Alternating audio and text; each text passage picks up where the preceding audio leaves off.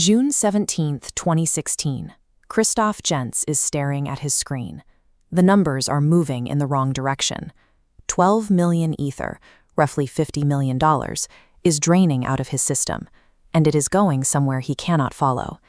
Gentz knows exactly what is happening. He is a software developer, and he built this system. He can trace the transaction logs line by line to see the exact function the attacker is exploiting to siphon the funds. But he cannot lift a single finger to stop it. There is no pause button, there is no emergency stop switch. There is no master administrative key that he can use to freeze the accounts while he figures out a fix. And that isn't a design flaw. Gentz built it that way on purpose. This was the foundational promise of the blockchain, a system entirely beyond human interference. But in this exact moment, that unbreakable security feature has become an inescapable cage. To understand how someone could legally extract $50 million, we have to look at the creation of Ethereum. Proposed by a 19-year-old named Vitalik Buterin, Ethereum introduced the concept of the smart contract, an agreement written directly into code that executes itself automatically, without lawyers, courts, or middlemen. Traditional financial systems relied on human judgment. Humans could make self-serving decisions, alter the rules, or require massive government bailouts when their gambles failed. The Ethereum community wanted a different path, rallying around a strict engineering philosophy. Code is law. The code doesn't negotiate, and it doesn't take bribes. Gentz took this philosophy to its logical extreme. He and his team built the DAO, a decentralized autonomous organization. It was essentially an investment fund managed entirely by a smart contract. You send in Ether, you receive voting tokens in return, and the code automatically executes the decisions of the majority. No board of directors, no management taking a cut. When the DAO opened for funding in the spring of 2016, the response was massive. In less than a month, the crowd sale pulled in $150 million. That single contract held roughly 15% of all the Ether that existed in the world.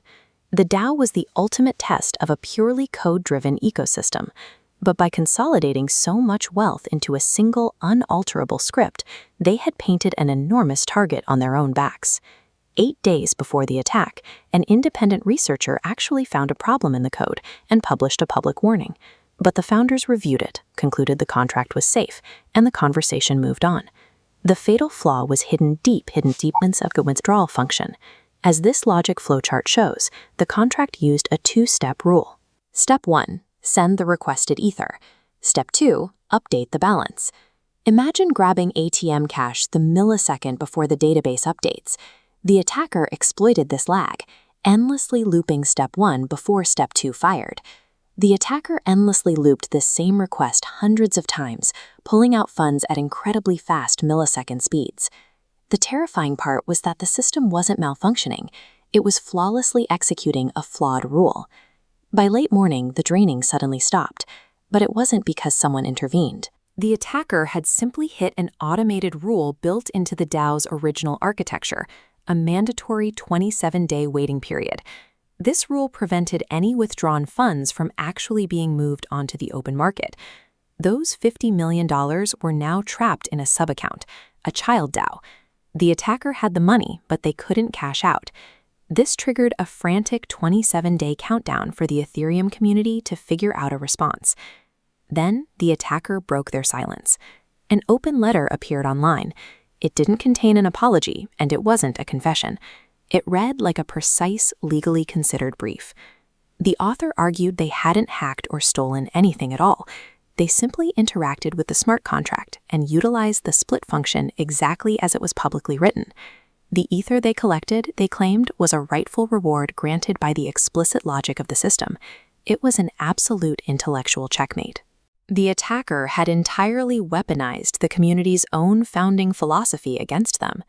If code is law, then whatever the code permits is legal. With the 27-day time lock counting down, the Ethereum community was backed into an impossible corner. The debate split the community in two.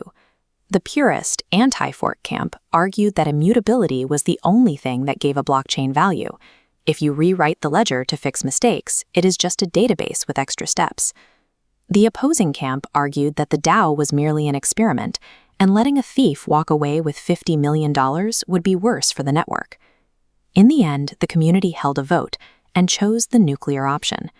They executed a hard fork.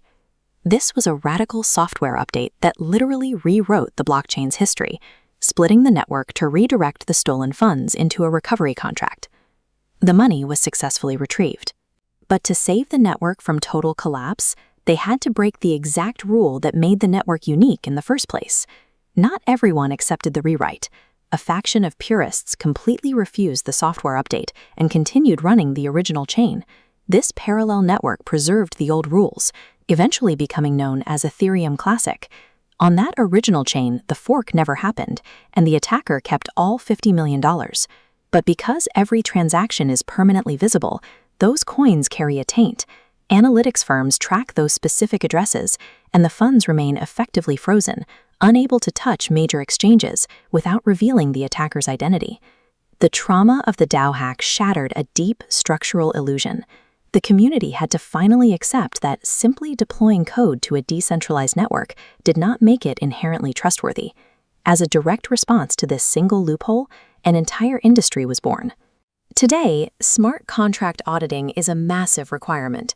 Developers pay specialized firms to run complex simulations, mathematically proving their code cannot be exploited before it goes live.